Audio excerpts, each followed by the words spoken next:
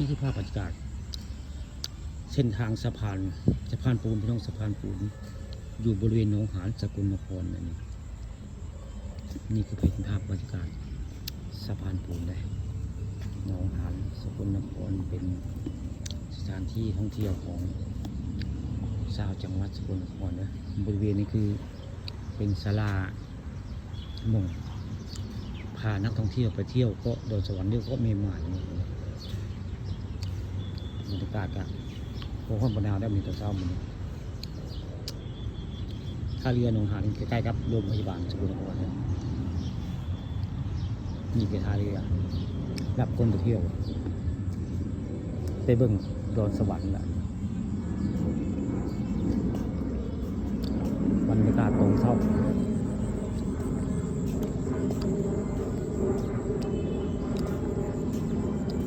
สะพานนี้ก็เจ้าก็สร้างมาดำนานเลยสะพานสร้างมานานและสะพานย่างอ้อมบริเวณหนองหานนี่ก็เจ้าสร้างมาเฮิงเลยอันนี้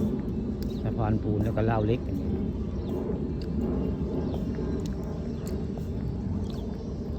ขักแต่บรรยากาศขักแต่ก็เจ้าสร้างแปลงไว้อ้อมกับตัวหนองหานพี่น้องริมหนองหานสกลนครได้ใกล้ๆกับโรงพยาบาลสกลนคร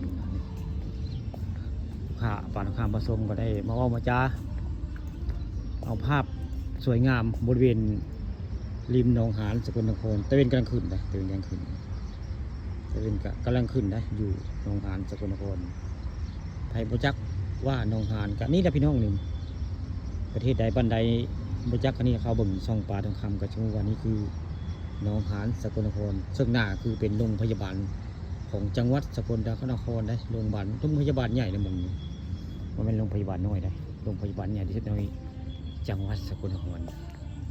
นี่คือภาพบรรยากาศ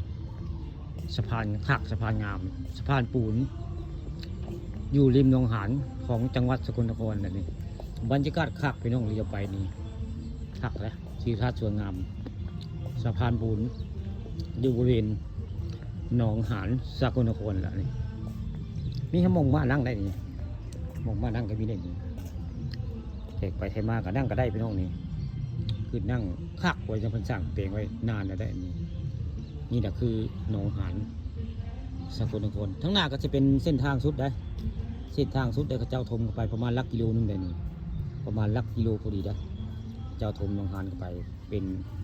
เส้นทางหนองหานสกลนครจะมีอันรูปปั้นของอัน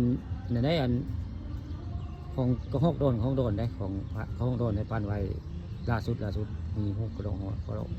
หอกโดนพุ่นละด้านหน้าตัวนึงในกระหอกโดนรูปปั้นเพิ่น